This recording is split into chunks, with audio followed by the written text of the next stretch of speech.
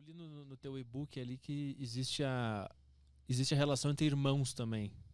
Até agora a gente está falando sobre filhos únicos, né? Pais e mães narcisistas que criam filhos únicos. Mas aí quando tem mais de um filho, esse narcisismo ele se expressa de maneiras diferentes, né? Como é que funciona isso com irmãos? Olha que fascinante. Eu não falei que narcisistas têm uma defesa de grandiosidade que serve para eles não terem que assumir que eles têm imperfeições? Isso na prática significa a narcisista não assume erro nunca. E se ele não assume erro nunca, ele tem que ter um mecanismo dentro da família. E olha que interessante. Em famílias onde há uma mãe ou um pai narcisista, a gente percebe que um filho é escolhido especificamente para assumir todos os erros que os pais não podem. Então, tem um filho que é escolhido para ser o bode expiatório. E toda vez que mamãe faz algo errado, ela reescreve a história do jeito que... Ah, é esse filho lixo aí, por isso que a gente tem problema. Toda vez que papai faz algo errado, ele reescreve a história para culpar o bode expiatório. Então, uma criança é escolhida para assumir responsabilidade por absolutamente tudo que dá de errado na família, quando não tem nada a ver com ela. Mas ela tem que existir, porque senão o narcisista não tem quem culpar. Como que uma mãe narcisista ou um pai narcisista vai justificar o erro, aliás, a presença de dor ou erros na família? Tem que culpar alguém. O jeito que narcisista lida com a própria culpa é culpando alguém. Então eles têm que ter um bode expiatório para tratar como lixo desde o início da família. E esse bode expiatório cresce com a impressão de que ele nunca fez parte de nenhuma família e com profundos problemas psicológicos. E aí, o narcisista também escolhe uma outra criança. Para quê? Para mostrar para o mundo como eles são bons pais. Então ele escolhe uma criança, que é a criança dourada, que deverá nunca ter personalidade, se esvaziar absolutamente de qualquer opinião pessoal e só falar sim mamãe, sim papai, escolher a roupa, a carreira, o parceiro, tudo que mamãe e papai quer, porque quando essa criança dourada brilha, a mãe ou o pai narcisista fala para o mundo, vejam como nós somos bons pais, afinal, se eu tenho uma criança com tanto sucesso, só pode ser que eu sou perfeita. Então a gente percebe nessas famílias que tem um bode expiatório e tem uma criança dourada. E pode ter revezamento entre os papéis, entre os filhos. E quando temos uma criança só, ela é todos os papéis. De manhã, ela é a criança dourada. De tarde, ela é o bode expiatório. Não entendeu? Foi é nada. Mamãe, mas 2 horas atrás eu era sua criancinha dos olhos, não sei o que, agora eu sou o pior lixo na face da terra. Aí de noite ela vira criança invisível. Que também é um outro perfil, a criança que não serve pra nada, porque você nem assume culpa e nem brilha, então você não existe pra mim, e eu vou te tratar como invisível, e você vai ter todas as sequelas psicológicas de uma pessoa que foi tratada como invisível. São 3 tipos, o bode expiatório, criança dourada e criança invisível? A criança invisível nem sempre tá presente, mas o bode e a criança dourada, sim, nem que sejam dentro da mesma criança. E a invisível, ela surge quando?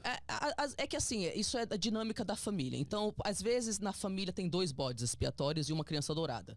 Mas às vezes tem um bode, uma criança dourada e 5 invisíveis, porque os outros não servem pra nada. Então, fica quieto aí no seu canto. Então depende. Às vezes tem a criança inadequada, que às vezes é um bode expiatório, às vezes é uma criança dourada, mas a criança inadequada é aquela criança que eu te falei, que a mãe ou o pai coloca na cabeça que ela tem déficit, que ela tem problema cognitivo ou problema de saúde e que ela nunca vai ser um adulto. E essa criança é criada especificamente para ser infantilizada pro resto da vida, para que a mãe não perca ela. Para que a mãe controle ela pro resto da vida. Então, às vezes, brota essa também. Só para você ter noção do impacto que isso tem, tem estudos sobre mães com o transtorno de Munchausen por procuração, que são aquelas mães que adoecem os filhos especificamente para elas receberem atenção. Como assim? Existem mães que adoecem os filhos, tipo, ou dando substâncias esquisitas para eles ficarem doentes e para elas levarem para o hospital e receberem atenção da equipe do hospital, ou elas treinam os filhos para fingir que tem ataque epiléptico, que tem esse problema ou aquilo, ou elas forjam documentos e tal e vão pipocando de um médico para o outro até alguém validar que a criança tem uma doença, e a mãe faz isso para ela receber a atenção da equipe médica. Como é que é o nome desse? Transtorno de Munchausen por procuração. Tá. E muitas dessas mães são narcísicas ou até sociopatas. E só para você ter noção, por que eu trouxe essa história? Para você entender por que a criança inadequada realmente fica inadequada. A palavra da mãe é tão importante para a criança que nesses casos, já teve caso de mães que falaram para suas crianças: você não pode caminhar, tem um problema com suas pernas. E não tinha nenhum problema com as pernas. E essas crianças cresceram tendo que fingir que não podiam caminhar, porque se elas não fingiam isso, elas perdiam o amor da mãe. E mesmo depois de adulta, sabendo que minha mãe tinha transtorno, que minha mãe estava mentindo, que não tem nada de errado com minhas pernas, ela não consegue caminhar pro resto da vida. De tão importante que é eu ser o que minha mãe consegue enxergar. Que loucura. A gente muda toda a personalidade para ser aquilo que minha mãe enxerga. Se eu preciso ser um bode expiatório para ela me enxergar, eu vou ser isso. Se eu preciso morrer por dentro, eu vou fazer isso. Se eu preciso ser inadequado, eu vou ser isso. Ela precisa me enxergar. Isso é um movimento inconsciente, né? Só para o pessoal entender que não é racional. Tu não vai pensar totalmente. Isso. É totalmente inconsciente. A gente usou vários exemplos bem distintos e extremos, né? Mas como é que uma pessoa que está vendo esse podcast agora consegue identificar que ela está vivendo isso agora, se a família dela não é um caso de estupro, ou um caso de uma mãe que finge que o filho tem uma doença?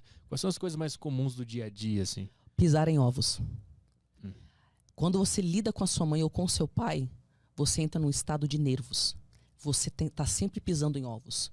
E você percebe que depois que você tem contato com eles, em vez de estar mais centrada, lúcida, calma, você está muito confusa. Você se sente fragmentada. Você não consegue confiar em nada que você pensa. Mas antes de visitar sua mãe, você estava super certa que você ia montar aquele projeto. Mas agora que você visitou ela, você pensa: será que eu consigo? Será que eu posso? Eu devo estar louca. E você não sabe, você não consegue verbalizar, você não sabe por que você está desse jeito. Você fica fragmentada, em nervos, tremendo, e não confiando em absolutamente nada que você mesmo pensa.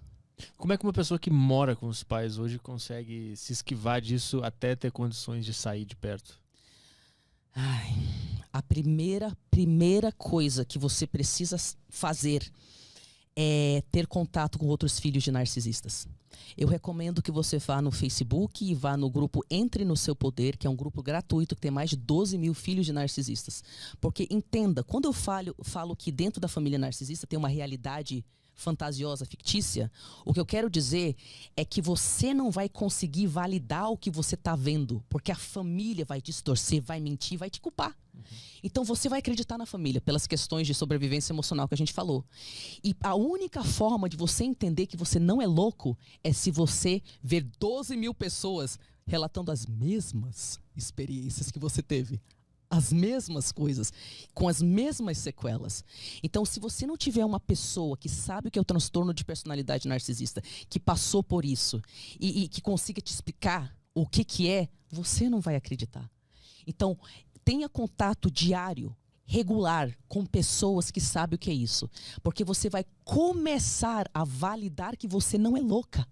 Em vez de achar: eu sou um lixo, eu sou ingrata, minha família que é boa. Então essa é a primeira coisa. Fale com pessoas que sabem o que é isso. A segunda coisa é descubra formas práticas, e tem 10 milhões de formas práticas, de você aprender regulação emocional. Por quê? Eu falei que personalidades narcísicas se sentem inadequadas. Então, se eu me sinto inadequado, inferior, eu não tô afim de ver você tendo sucesso aí. Então eu vou falar um monte de coisa para fazer você se sentir inadequado e inferior o tempo inteiro, né? E aí, isso significa que você lidar com pessoas narcisistas é sinônimo de você ter seus piores gatilhos emocionais ativados de 30 em 30 segundos. Então, é o gatilho de você se achar gorda, sua mãe fala uma indireta. O gatilho de você ser uma má mãe, sua mãe fala uma indireta. É tudo muito sutil, indireto, mas é gatilho, gatilho, gatilho. Então, filhos de narcisistas têm uma condição chamada transtorno de estresse pós-traumático complexo, que significa que o sistema nervoso deles está constantemente ativado, como se ele estivesse diante de um grande perigo. E você não consegue pensar de forma lúcida, enquanto o seu corpo acha que tem um leão do qual você tem que sair fugindo. Então, é preciso aprender técnicas de regulação emocional. Yoga, meditação, parts work, que é um tipo de técnica que eu ensino, técnicas da terapia cognitivo-comportamental, arte-terapia, e tem um monte de coisa que você pode aprender a fazer para você regular o seu corpo físico. Ele fica alterado de forma quase permanente se você não fizer esse processo de aprender a fisicamente se acalmar. Porque quando você passa anos da sua vida tendo seus gatilhos ativados, percebendo a nível fisiológico perigo, perigo, perigo, perigo, perigo, perigo, você altera o seu sistema. E aí você, estando sempre em alerta e com medo, você não consegue ser racional. Você não consegue achar que tem saída para aquilo, você não consegue ver saída e você com certeza vai achar que você é o lixo da história. Então tem um processo que demora de semanas, de meses ou anos para você regular o seu sistema nervoso. Porque enquanto você está em estado de alerta, o mundo vai ser impossível de você superar. Quando você aprende a se regular emocionalmente, você entra num estado de consciência onde você é lúcida. Aí você vê o que está acontecendo, você acha a solução e você consegue sair de lá. E a terceira coisa, só para finalizar essa parte aí, na verdade não é a última, mas evite a sua família. Fica no quarto o dia inteiro, sai de casa. Não veja a sua família, se possível. Mas aí vai chegar de noite, eles vão... Ih, tava na rua, hein? Não quero mais saber da família, não vai começar as indiretas. Ou se vai...